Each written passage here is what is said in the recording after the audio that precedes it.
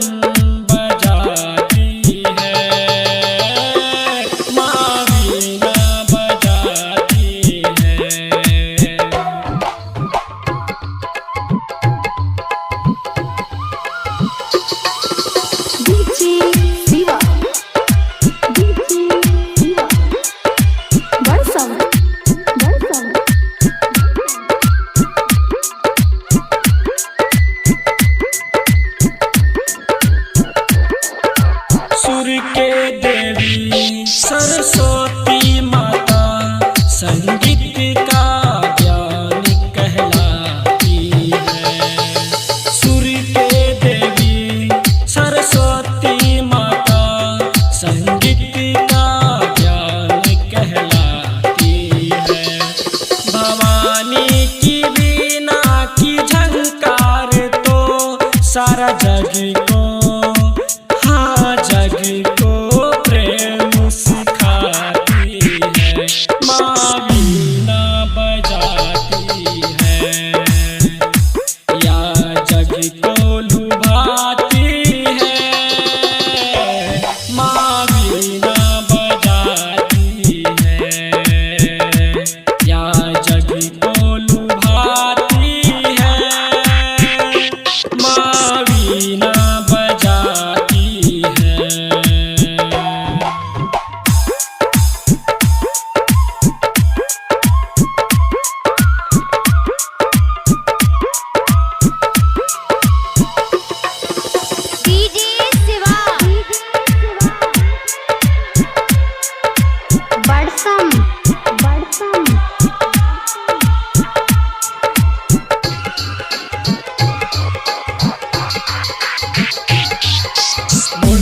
कालिदास और तानसेन को तू ही तो, हाँ तू ही तो ज्ञान बरसाई है।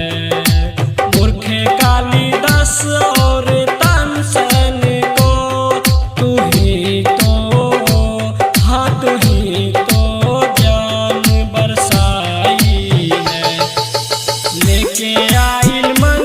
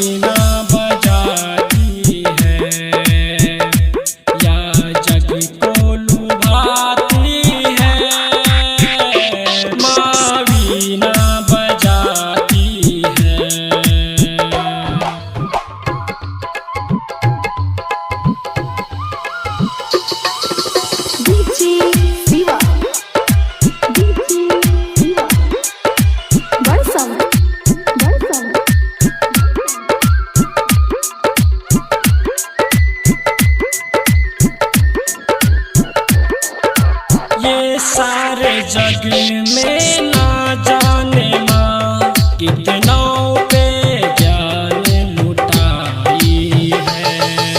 ये सारे जग में ना जाने माँ कितनों